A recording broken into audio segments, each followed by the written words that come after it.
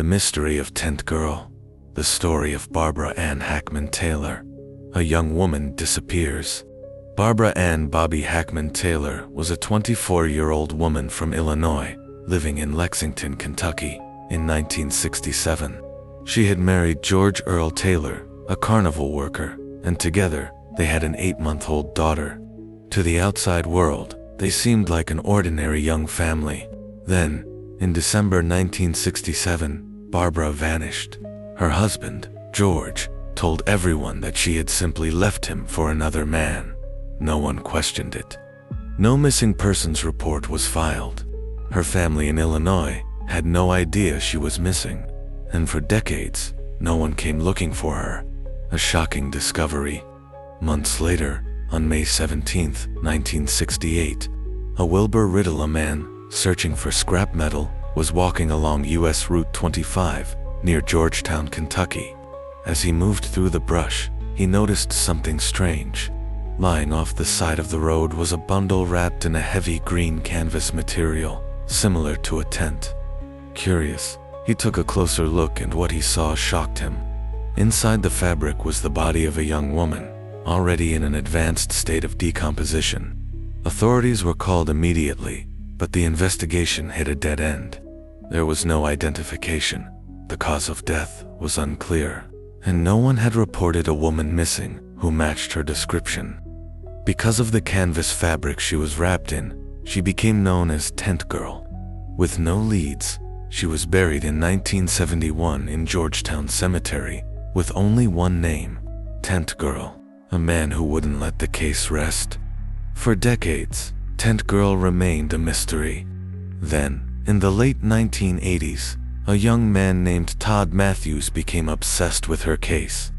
Todd was the son-in-law of Wilbur Riddle, the man who had originally found Tent Girl. As he listened to the story over the years, he couldn't stop thinking about it. Who was she? Why did no one claim her? Determined to find answers, Todd spent years researching, digging through old case files and newspaper articles.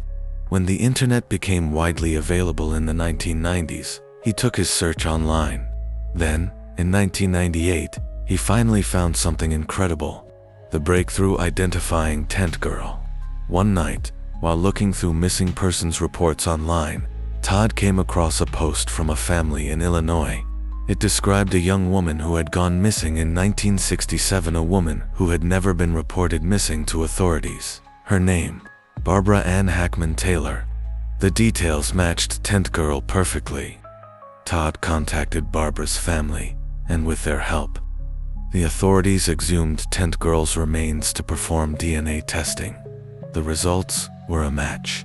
After 30 years, Tent Girl finally had her real name back, Barbara Ann Hackman Taylor. The truth about her death. With Barbara identified, the next big question remained: who was responsible for her death? Investigators looked at the last person who saw her alive, her husband, George Earl Taylor. But there was one major problem. George had passed away from cancer in 1987, years before Barbara was identified. Because of this, he was never officially charged, but investigators strongly believe he was responsible. When Barbara's family placed a new gravestone for her, they chose to leave George's last name off. Her original Tent Girl marker still stands next to her real name, a reminder of the decades-long mystery that finally found answers. A story that changed history. Barbara's case was one of the first to be solved using the internet and online databases. It inspired future generations of citizen detectives and helped show that even decades-old cases could be solved. Though she was gone, her name was no longer lost to history. Because one person refused to forget her, Tent Girl became Barbara again.